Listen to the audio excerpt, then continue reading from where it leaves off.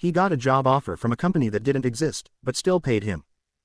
The email arrived at precisely 3 p.m., a time Arthur Pendelton, a man of 42, would forever remember as the moment his perfectly ordinary life began to unravel.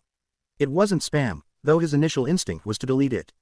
The subject line was succinct. Job offer, Nexus Dynamics. Arthur, a meticulous and slightly pedantic senior accountant who had just been laid off after 15 years at a struggling textile firm, did not recognize the name. He was actively seeking new employment, of course, but this company had never appeared in his job searches or professional networks. The body of the email was even more unsettling. It detailed a position as lead financial analyst, offering a salary far exceeding his previous earnings, along with benefits that seemed almost fantastical. The tone was formal, precise, and utterly devoid of any personal touch. No mention of an interview, no previous contact, just a direct offer. Attached was a single PDF, a comprehensive employment contract. Arthur, usually unflappable, felt a tremor of unease. He prided himself on his logical mind, his ability to dissect figures and identify discrepancies. This entire situation screamed scam. Yet, a desperate curiosity, fueled by weeks of rejection letters and dwindling savings, gnawed at him. He opened the contract. It was meticulously drafted, covering every conceivable legal aspect, from intellectual property to non-disclosure agreements. The terms were incredibly generous. Too generous. He spent the rest of the afternoon in a fruitless attempt to verify Nexus Dynamics. Google searches yielded nothing. LinkedIn, a platform he usually found exhaustive, drew a blank. There was no website, no physical address, no registration with any corporate registry he could find. The company simply did not exist. Yet, the email remained, a solid, baffling anomaly in his digital inbox. His wife, Eleanor, a pragmatic woman of 41, listened patiently as Arthur recounted his bizarre discovery that evening. She too was skeptical. "It's a phishing scam, Arthur," she'd said, her voice laced with concern. "Don't click anything else. Report it." Her advice was sound, rational, and exactly what Arthur knew he should do. But the contract, with its tantalizing figures, whispered promises of financial security, an end to the gnawing anxiety of unemployment. The next morning, the email was still there. And another had arrived overnight, a gentle reminder that the offer would expire in 48 hours. Arthur, against his better judgment, found himself hovering over the accept button. The rational part of his brain screamed caution, but the part that feared joblessness, the part that wanted to provide for Eleanor and their two children, Leo, a boisterous 10-year-old, and Clara, a curious 7-year-old, found itself drawn to the impossible. He filled out the digital acceptance form. A small, almost imperceptible tremor went through his finger as he clicked submit. Almost immediately, a confirmation email landed in his inbox. It contained instructions for onboarding, which consisted of a single secure link to a digital portal. No office to report to, no HR representative to meet.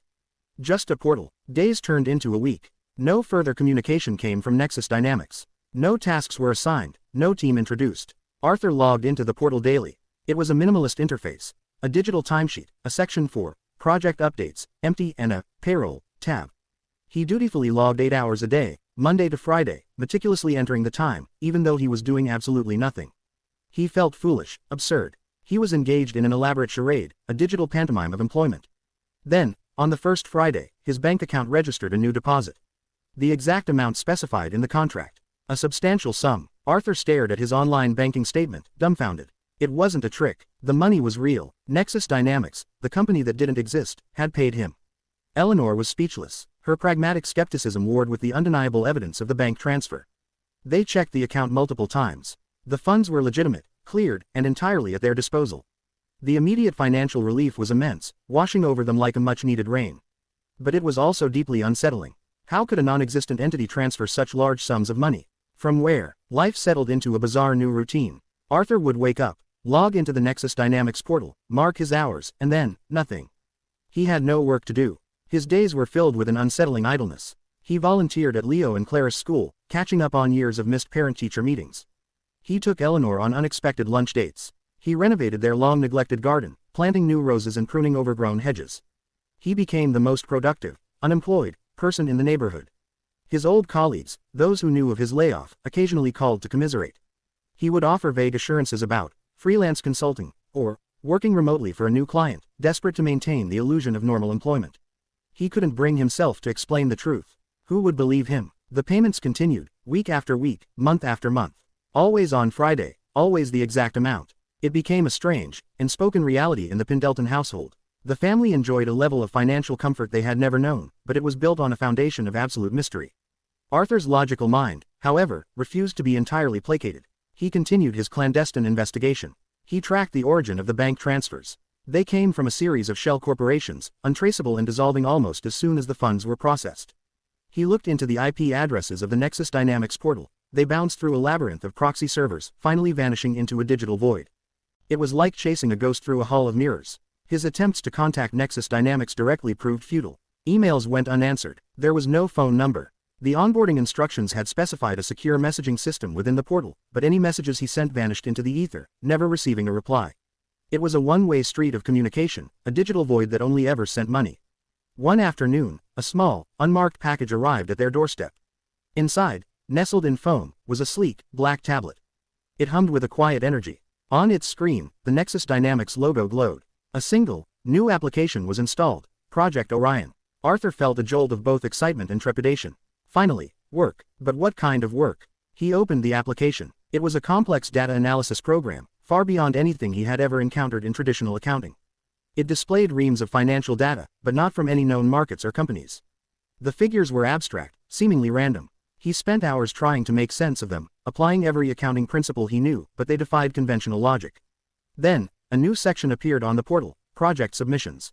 He realized the tablet wasn't just for viewing data, it was for analyzing it and submitting his findings.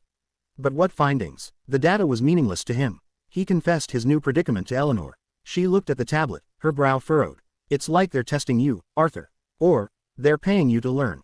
That thought resonated. Perhaps this was a silent, unconventional form of training. He immersed himself in the tablet, treating the abstract data as a puzzle. He researched advanced computational finance, algorithmic trading, even quantum computing. The more he learned, the more patterns he began to perceive in the seemingly random numbers. It was like learning a new language, a new way of seeing the financial universe. His family noticed the change. He was no longer idle, no longer just tending the garden. He was absorbed, challenged, and surprisingly, invigorated. Leo and Clara, fascinated by the glowing tablet and their father's newfound intensity, would often watch him, asking questions he couldn't answer. One evening, after months of this strange work, a new set of data appeared on the tablet. This time, it was different. It wasn't abstract. It was real-world financial projections, but for events that hadn't yet occurred. Commodity price spikes, stock market crashes, and currency fluctuations, all dated in the near future. The accuracy was terrifying. Within days, some of these predictions began to materialize in the news. A sudden drop in the price of gold, an unexpected surge in an obscure regional currency. Arthur felt a cold dread settle over him. Nexus Dynamics wasn't just a non-existent company paying him to do nothing. They were engaged in something far more profound, far more unsettling.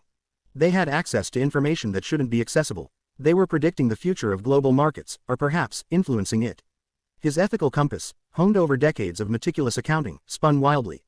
Was he complicit in something illegal? Unethical? He was being paid handsomely for this work, living a life of ease, but at what cost? He imagined shadowy figures, manipulating markets, playing with the lives of millions.